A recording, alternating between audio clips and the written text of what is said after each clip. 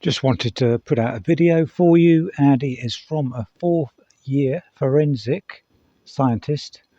Now, could be said perhaps an expert on forensic science, and he wanted to talk about this Jay Slater case and Jay Slater being identified by his fingerprints. Welcome to Aldon's Reviews and True Crime.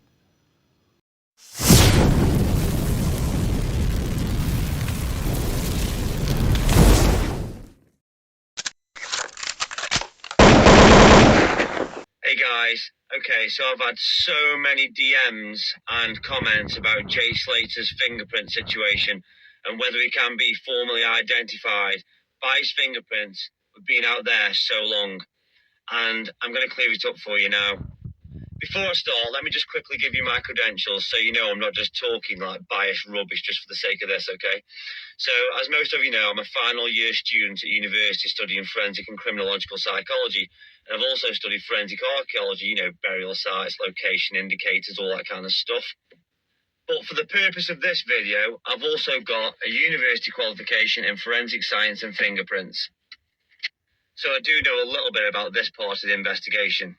So Jay Slater's remains were apparently recovered from that ravine almost a month after he was first reported missing. Now, in biometric data analysis or fingerprint analysis, there's a period of time called the post-mortem interval or PMI. And this gives investigators a window of opportunity between the time of death and when decomposition has gone too far to be able to get reliable biometric information. Because everybody's fingerprints are made up of ridges, arches, and loops. Now, when decomposition has gone too far, when that window of opportunity is gone, enough fluid is lost so the pattern changes and you can no longer get a positive ID. Now, this window of opportunity varies depending on the climate and the environment.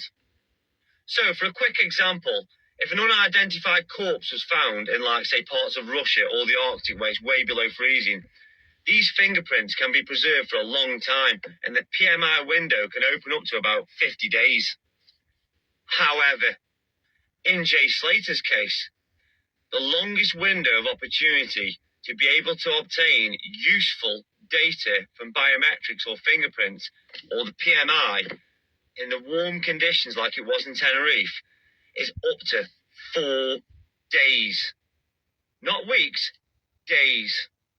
So the mere fact that all the mainstream news outlets, all the media, and all the YouTube clips are all confirming that Jay Slater has been positively identified after being stuck out in this ravine in the sweltering heat for nearly a month by his fingerprints is complete crap. It's either not him and they're all lying to save tourism, or it's not him and those two guys ended his life before his family knew about it and were told to keep. Now, could the authorities be lying? If they're lying about this, it normally follows suit that they're lying about pretty much everything. The police, because it shouldn't have been treated like a missing person case, it should have been treated suspiciously because there were key points that weren't quite right. So we had criminal records of drug dealing. We also had criminal records from the other parties that were involved. We also had criminal records from the actual person that went missing. This alone should have sparked off an investigation. So therefore, forensics should have been around that Airbnb right away. All phones from the friends or acquaintances should have been seized and should have been analysed by an expert. And I don't know why, well, I do know why. It's to do with the industry of tourism within certain areas, within that area, involves drugs and a criminal activity that is accepted of dealing these drugs. And normally 8 times out of 10, maybe nothing happens and maybe nothing will in the future. Will it carry on?